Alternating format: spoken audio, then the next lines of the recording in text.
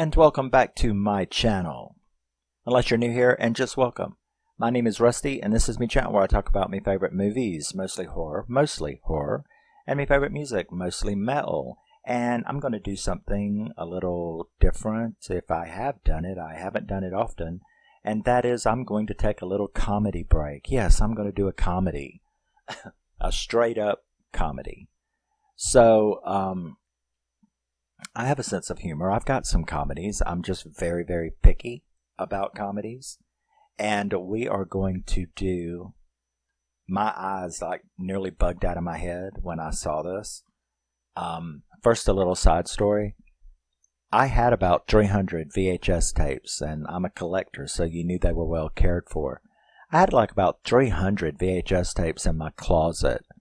And like, I don't know, 6, 7, 8 years ago, something like that, I gave them away to this dude, like gave them away. But that's before I knew that there would be some kind of like weird retro shit. I could have probably made thousands of dollars on eBay with that shit. But anyway, I gave all of those VHS tapes away just to some random dude who was, well, it was my son's mother's dude she was doing something with. I don't know. But, I just like gave it to him. I gave him all. He just came and picked them all up. The bitch. I don't know. That was weird. But there were 2 left that I had overlooked in my closet. There was a Bette Davis movie. Can't remember the name of it. And there was this. Bette Midler's Jinxed.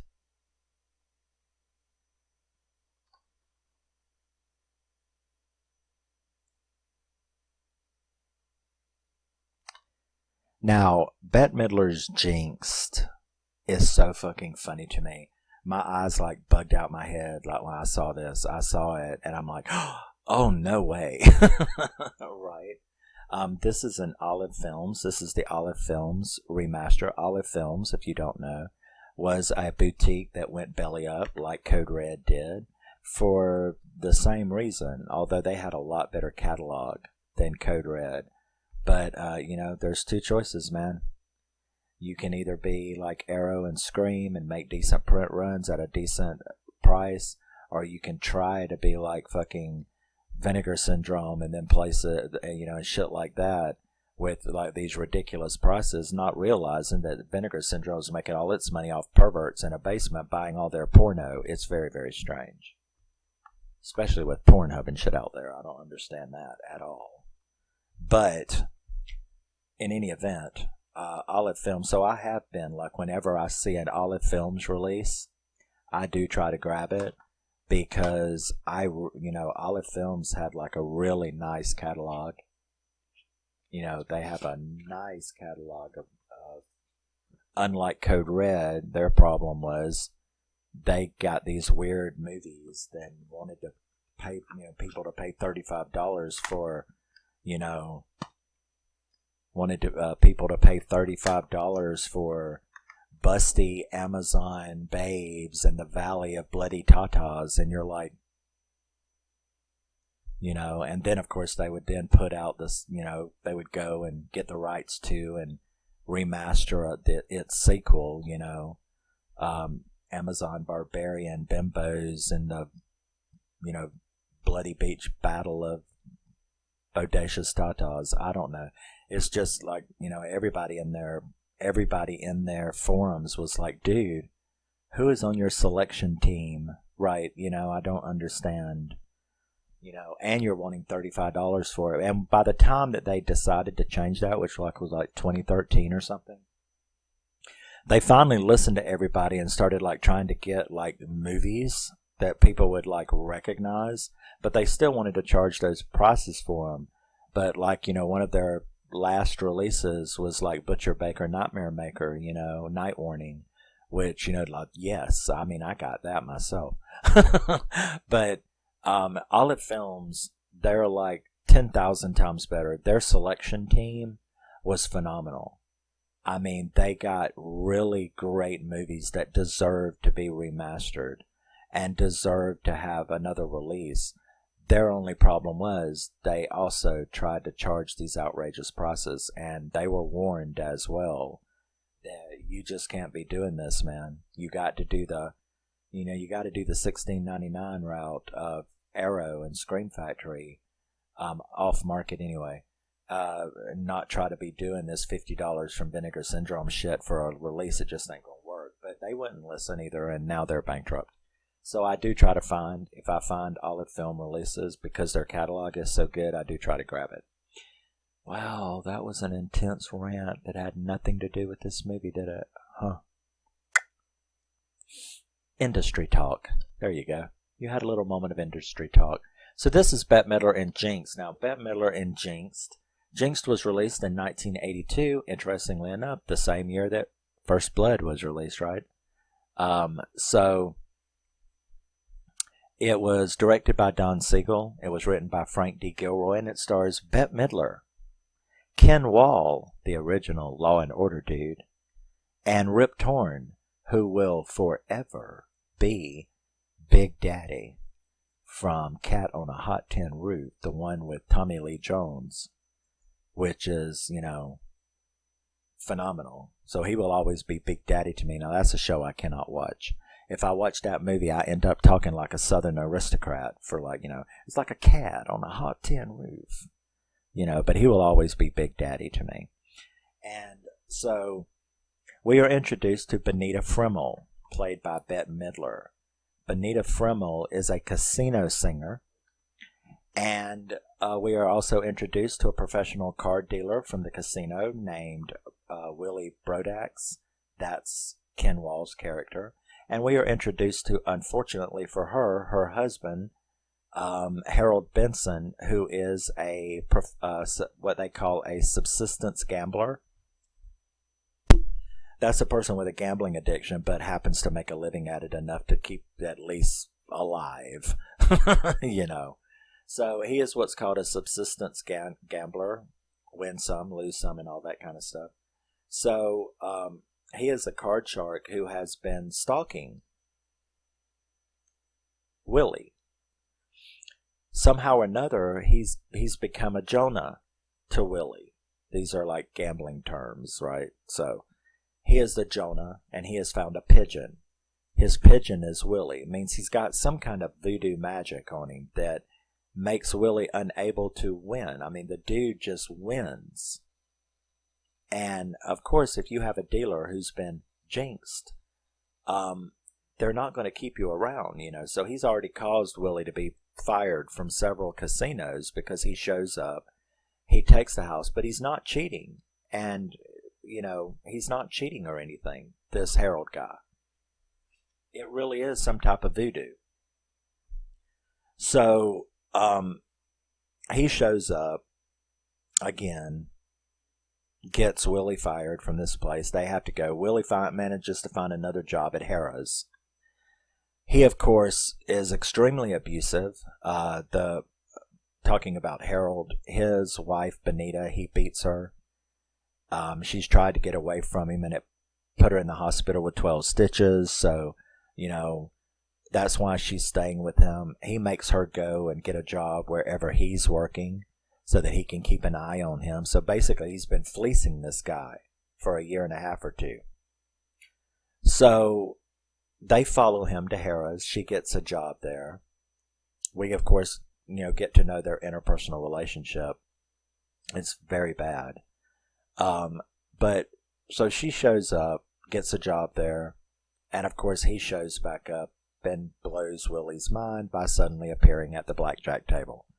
It's like, dude, what do you want with me, And this boss actually, he goes and calls him off the floor, and he tells him, and Willie's really upset. He's like, I don't understand. I can't even keep a job because of this dude. So the guy tells him, he's like, no, this is a thing. It's called a jinx, and you picked up a jinx. This guy has somehow jinxed you, and he's going to stick with you.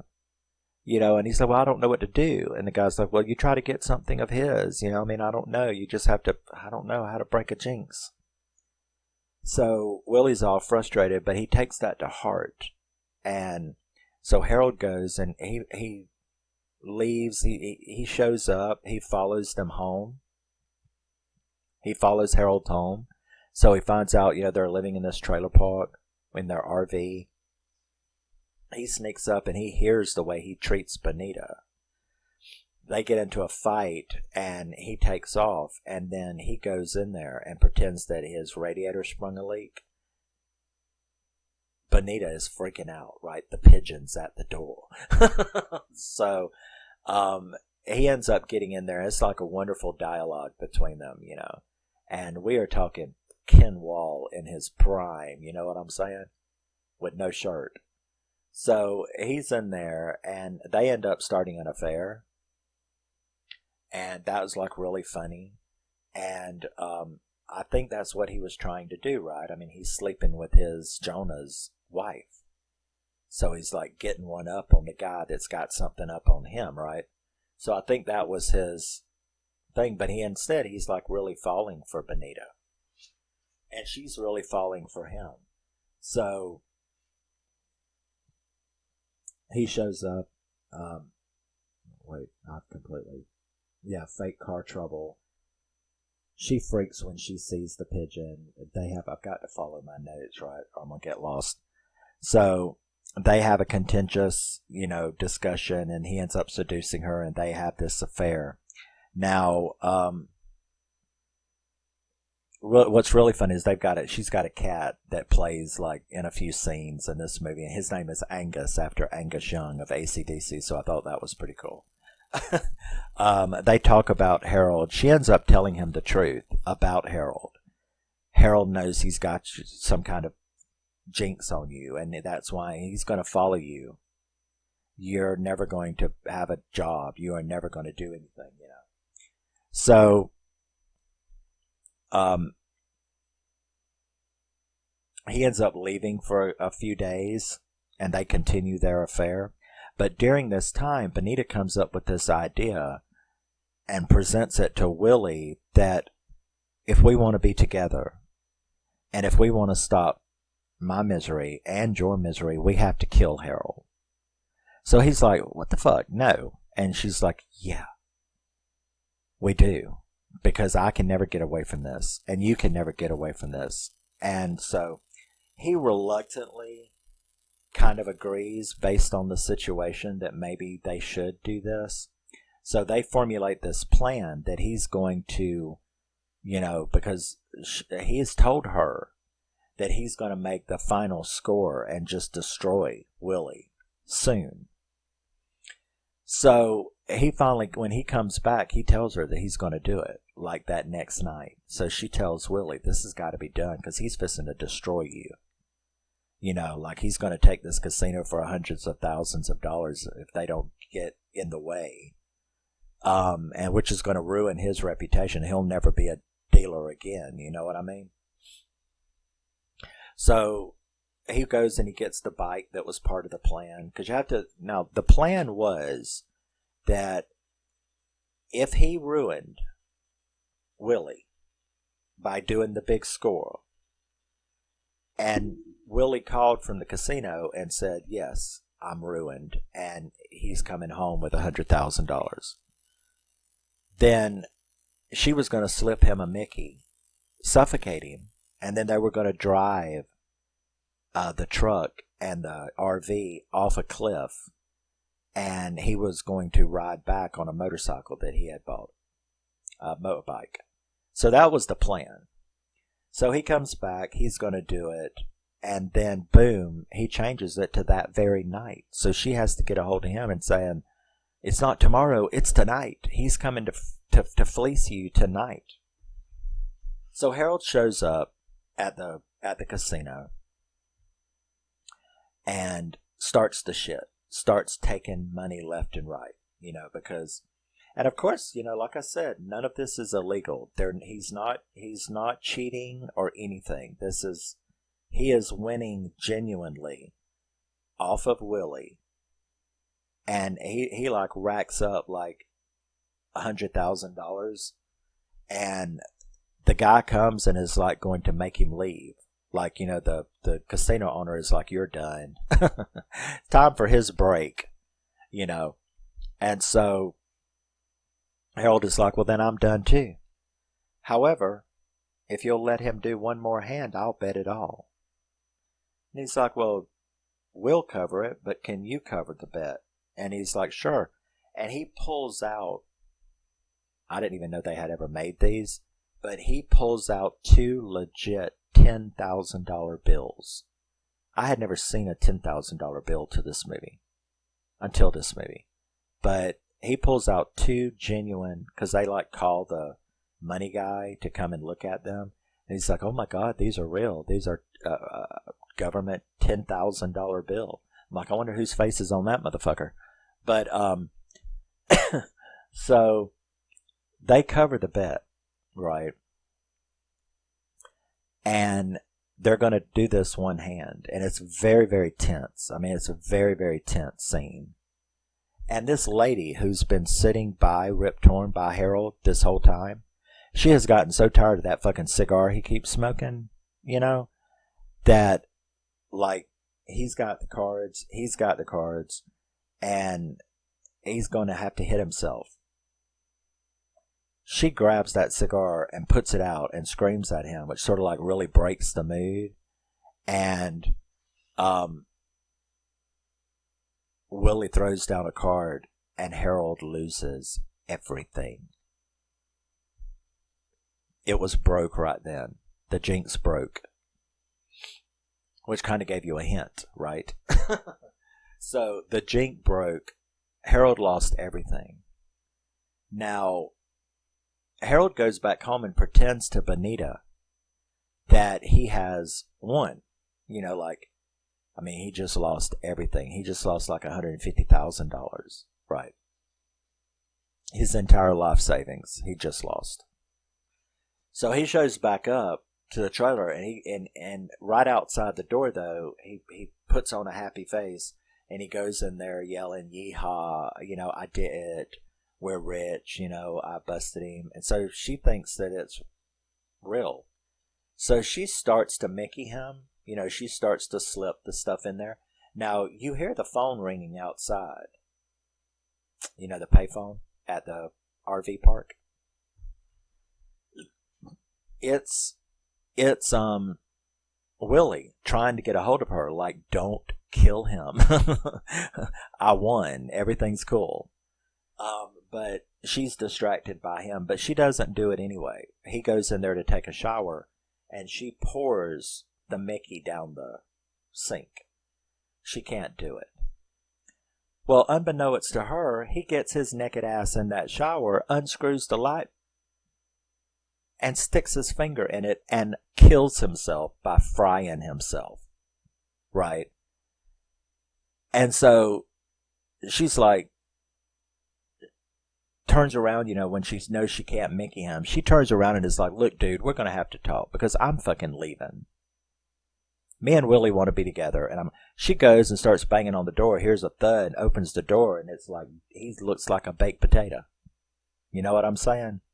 Dude looks he looks like red as a fucking apple. He electrocuted himself. What the fuck? Plus, you know, I mean, his finger's all burnt. So that's hilarious because the shit she says is hilarious. So Willie ends up showing up on the motorbike, right? Because he couldn't get a hold of her. And he's like desperately got to stop her. So he comes into the thing and finds her like laying there by naked Harold on the floor, like going, oh my God, you did it. I won. And he's like, what? Oh my God. The motherfucker said he won, you know, but it doesn't matter because I didn't do this. And he's like, bullshit. No, I'm serious. Look at his finger. I mean, you see him laying there. What'd she say? You see him laying there looking like a hard-boiled egg or something like that, a baked potato. It was like hilarious. So you could definitely tell that he had like fried himself. So Willie kind of believed her. And he's like, well, we got to call someone. She's like, no. We can still get the money. Because, see, they did this for the $250,000 life insurance policy. We can still get the money. Granted, we didn't kill him. But we can still go through with the plan. We can, like, put him in the truck. We can drive it over a cliff. They won't know that he committed suicide, and we'll get the money. So he's like, yeah, okay. all right. Okay. So that's what they agree to do, and that is indeed what they do. She fakes it for the family at the RP, that owns the RV park by, Willie hit her a couple times in the face. She ripped her clothes. She went up there and told them that Harold was beating her up. He's going to kill me. Where Willie put his hat on, Harold's cowboy hat, and went screeching by the house pretending to be Harold while Benita screamed he's going to kill himself. He's like, he's drunk out of his mind. So it actually works out very well because the cops do accept that. And Benita then goes to file for the insurance. Now, you know better than that. Right? You know better than that. That sleazy motherfucker, he never even paid the second payment on his insurance. So Willie's still got his job, that's true, and so does she, but there is no insurance money. So then he kind of gets really mad, and he was a little rude at this point because he was like, how do I know you didn't do this on purpose? You got me to do this and help you get rid of Harold. But there was no insurance money. And she's like, you motherfucker, what does that leave with me? You see no benefit here. So they end up having a fight, and she takes off, and she's really angry. And when she had went to file for the insurance, the guy who told her that it didn't exist had a letter for her from Harold. Because he knew that she would be coming, right? So she takes the letter and she opens it. Now, Harold loved anagrams, like those anagram books. He loved anagrams. So he told her in the letter that there were 5 clues. There was $500. Well, no, not yet. But he told her to follow these clues and she would find out something, that he left her something. We then end up on this absolutely fucking hilarious anagram scavenger hunt where she is going from location to location, finding the next clue to finally lead her to the big one, which was this old man in a cave, which was absolutely hilarious. That was funny. And when she put it all together, it was an anagram. The clues were an anagram. And when she got it all done, it had the word Jonah, which is what he was to Willie, a Jonah. Bad luck. And it was also the name of what? It was the name of that brand of cigar that he smoked. So in that final letter, he said, you know the secret now. Here's $500.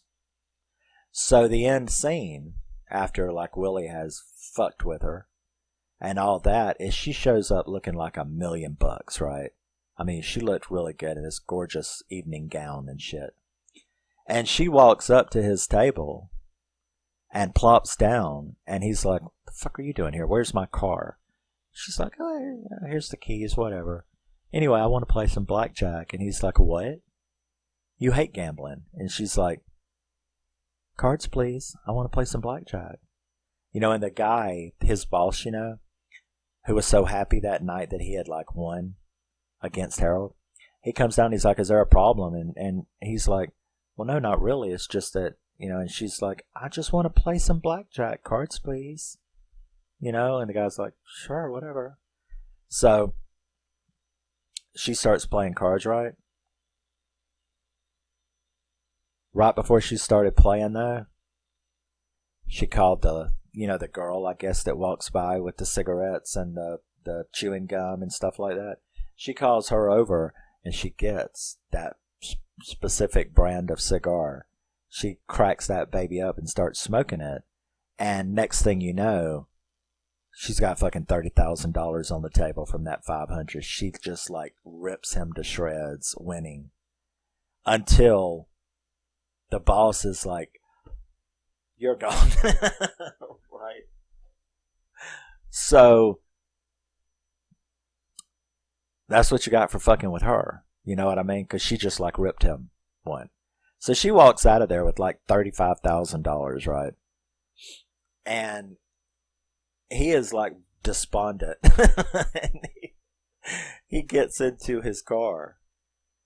And it actually kind of is a jump scare, actually, because she's hiding in the back seat and she jumps up screaming and she throws money all over the car. And he's like, "What the fuck are you doing here?" You know, and all of that. And she climbs in and she says, "Oh, don't be a bad sport. You know, don't be a poor sport." You know, and then he's like, "What the fuck are you doing?" Like, you know, and she told him. And it's kind of genius, right? Because she's like, "I love you and I know you love me." She's like, "Don't you get it? This is your money, too." And he's like, "I don't know what you're talking about." And she's like, "As long as we're together, we can't lose." Because she knew what the voodoo trick was to make him lose legally. That's the whole point of this. The whole point of this movie is this is about gambling magic, lady luck, Jonahs, jinxes, and all of that. There's nothing criminal going on, you know. Of course, I guess somebody could say that, well, you knew she was your jinx and you got hired and let her come and beat you. That's not illegal, though, just to know someone. As long as you're not actually cheating, there's nothing they can do. So she tells him, like, "Look, don't you get it? You get these jobs. I know the secret. I come in. We legally win 10,000, 15,000, maybe hit it big sometimes. What they call it, substantiated gambler, whatever. Subsistent gambler. There you go. So we can like live well. Everywhere you work, I come in. Maybe not take them for too much, you know, like 1,000 every week or something. I mean, you can make a good job if you had a scam like that. If you could call that kind of magic a scam. So when she gets through explaining that as long as they're together, he can play he can be the dealer. She'll come in and take the casino for some money, all without cheating or doing anything illegal, and they can have a good life. And he finally is like, and he does love her, you know, and she does love him. And so it was like a really happy ending because it's like, okay, the Jinx and the Jonah together, or the Pigeon and the Jonah together with this Jinx, they can live a nice life. And he can just travel all over the world, going to casinos, and her walking in smoking that. As long as she got that cigar, as long as she's got that brand of cigar, I would hope that I hope she buys like boxes of them, right? Because you don't want to run out. But yeah, so that's the story. It is so fucking funny. Bette Midler is absolutely hilarious. And now here's a little backstory, though, on the movie. One of the most amazing things about this movie is that the three main stars, Bette Midler, Ken Wahl, and Rip Torn, despised each other in real life. They didn't before they started making this movie. But when they started making this movie, they realized very, very quickly Bette Midler hated Rip Torn, and she didn't like Ken Wahl. And Ken Wahl couldn't stand either one of them, and Rip Torn hated both of them.